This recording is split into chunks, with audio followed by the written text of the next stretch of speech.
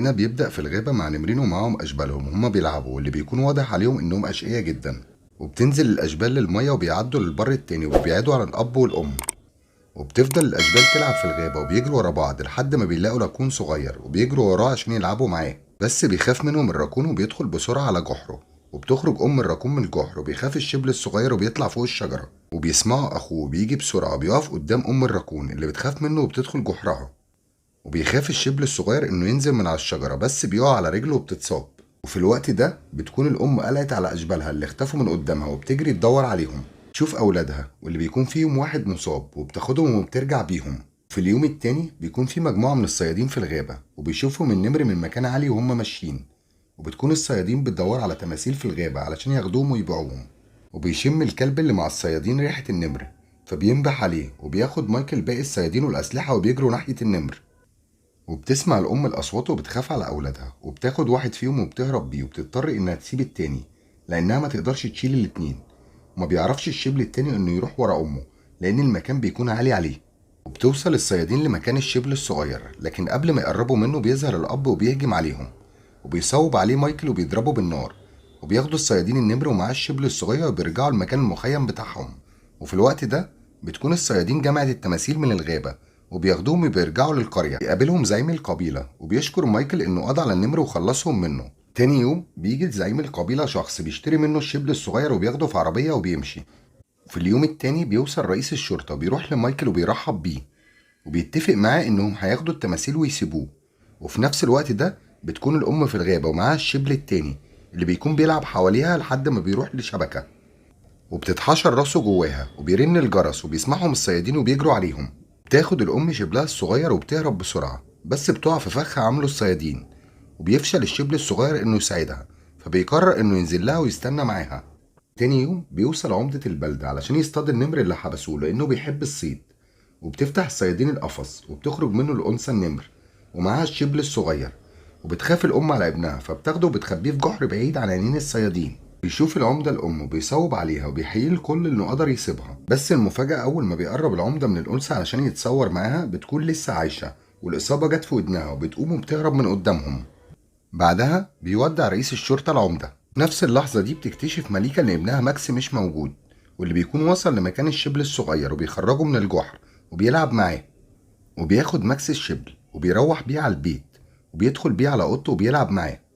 وبالليل بتقرا مليكة قصة لابنها ماكس لحد ما بينام والشبل جنبه. في الوقت ده بيكون مايكل بيتعشى في بيت رئيس الشرطة. بيقول له مايكل انهم ما قدروش يوصلوا للأنثى اللي كان بيصطادها العمدة وانها لسه حية. بيقول له رئيس الشرطة انه يتصرف في اي نمر يقتلوه ويبعتوه له. تاني يوم بيروح مايكل للسيرك علشان يشوف النمر اللي هيبعتوه للعمدة. وبيجي مسؤول السيرك بيقول له مايكل انه عايز نمر يقتلوه علشان يبعتوه للعمدة. وبيبص مسؤول السيرك للنمر العجوز وبيقول لمايكل انه هيجهز له طلبه. يديله مايكل جزء من الفلوس اللي اتفقوا عليها. وفي نفس الوقت ده بيكون رئيس الشرطة عنده مجموعة من المسؤولين وبيتكلموا في مشروع جديد هيتعمل في البلدة. وبيهجم الكلب على الشبل الصغير وبيجري وراه، والشبل بيكون خايف منه وبيجري من الكلب لكن ما بيلاقيش مكان يستخبى فيه. بيضطر انه يقف قصاده ويواجهه، وبيخلص الشبل الصغير على الكلب وبيقتله. وبتتصدم مليكة لما بتشوف كلبها مقتول وبتصمم ان الشبل يمشي من البيت لانه بقى خطر عليهم. وبتخلي الحراس ياخدوه. ماكس بيكون بيعيط وبترجى امه انها تخليه. وبتاخد الحراس الشبل للقصر الرئيسي وبيحطوه في قفص في جنينة القصر في مكان مخصص للحيوانات. وبعد مرور وقت كبير بيكون الشبل اللي في السيرك كبر وبقى نمر، وبيعلموه في السيرك القفز من طوق النار وبيدربوه علشان يسمع الكلام. وبيكون النمر حزين. بيبعت الرئيس الحراس للسيرك علشان يشوفوا نمر شرس لأنه عايز يعمل مباراة قتالية بين النمور. يشوف الحارس صورة النمر اللي في السيرك وبيسألهم عنه وبيقولوا له إنه شرس جدا.